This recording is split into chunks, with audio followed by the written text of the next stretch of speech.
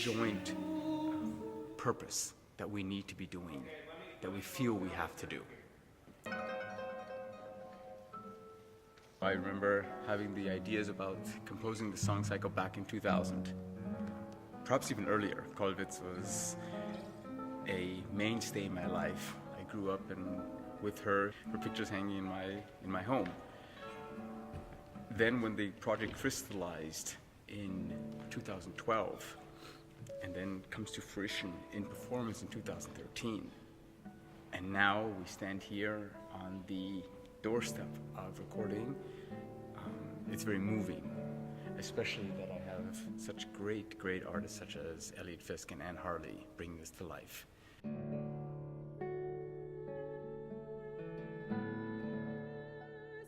Little by little, the piece started to grow. So first Ralf showed me some of it, and then it just kept growing and growing and growing.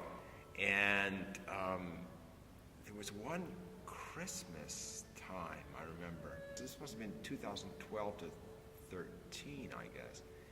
And Ralf would come over and he'd bring the next movement, whatever it was.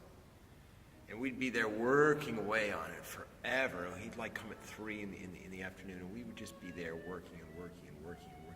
And we just completely lost all sense of time.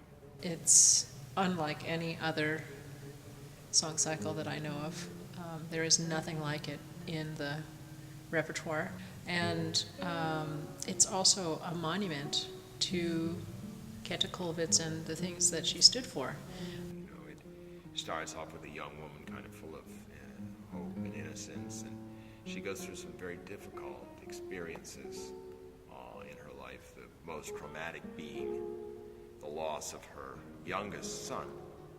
The listener to this work is going to experience a unique synthesis of the visual, the written word, and the musical arts sort of rolled into one, and very much the embodiment of a famous German artist who lived at a particular time in history, very turbulent time in Germany's history. My name is Eliot Fisk.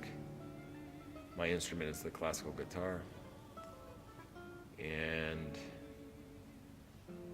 I guess you could say my professional aspiration is to share through music my own heart and soul with other people, and try to bring other people into an appreciation of what I think are things that are beautiful and true.